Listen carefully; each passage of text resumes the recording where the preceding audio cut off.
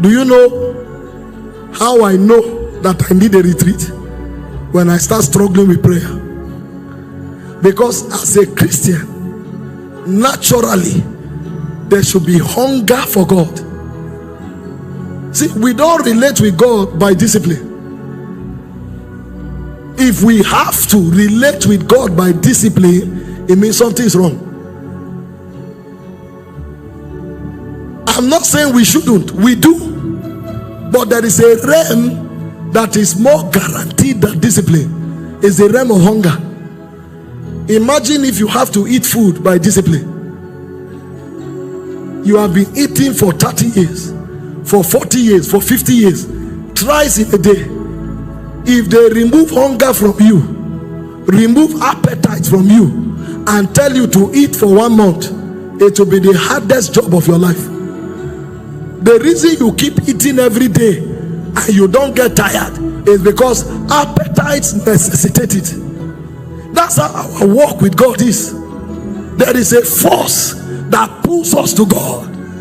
He said the Father draws us. When that pull stops, you need refreshing. And if you don't quickly get refreshed and reset, you are vulnerable. Satan checks to see your passion. When they have to call you to come to church, you were serving in church before, you go pray all night, go to work and still be fit. But all of a sudden they say there's prayer meeting, you say I'm tired. The question you ask yourself is, was I tired before?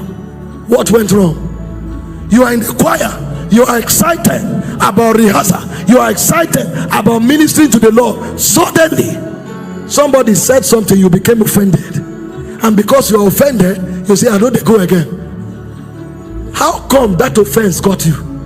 It means something has gone wrong. Because if you were healthy, your passion will outweigh that offense.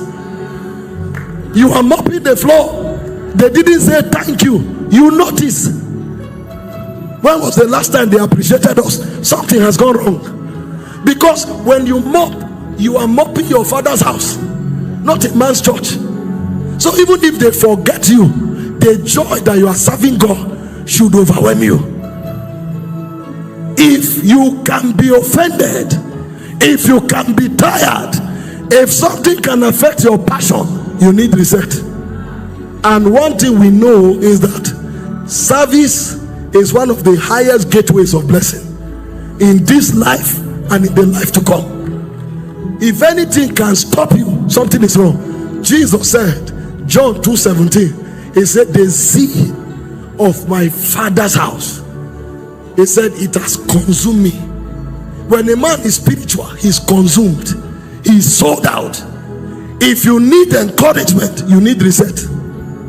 If you need motivation, you need reset. We should be so overwhelmed that they should tell us it's enough, rest, and we say no. 2 Corinthians chapter 8 from verse 1 to 6, Paul was talking about the church in Macedonia. He said they were in poverty, they were in deep trials. He said yet their benevolence surprised us. He said they gave themselves first and they gave beyond their abilities. So he was using them as an example for the church in Corinth. So you know that the church in Macedonia was more healthy than the church in Corinth. I was telling my friend the other day, I remember when we started, sir, sometimes you come to church because there is a need and they are taking offering. You remove your SIM card, and phones were rare. You drop your phone, you drop your watch, you drop your shoe. They should unction it. We have trekked home barefooted because of passion. I told myself the day I need to be preached to give, that day won't come. Because if it happens, something is wrong. I remember when we will go to church, we will finish our work, we will join other departments to do their own. Pastor will come and say, no, order. There's somebody to do this one, stay on your own. We are too drunk. That's all we knew to serve. I will go out and sometimes come back late and whisper at the window and call my brother's name, Moses. Because if my dad hear that I'm coming back, I'm finished. Sometimes he knows they flog us, we go back. The hunger is too much. But today, they have to pay us to serve. They have to beg us to serve. They have to preach to us to give. We need a reset. Who will come and sponsor crusade? Is it Dangote? Who will build church?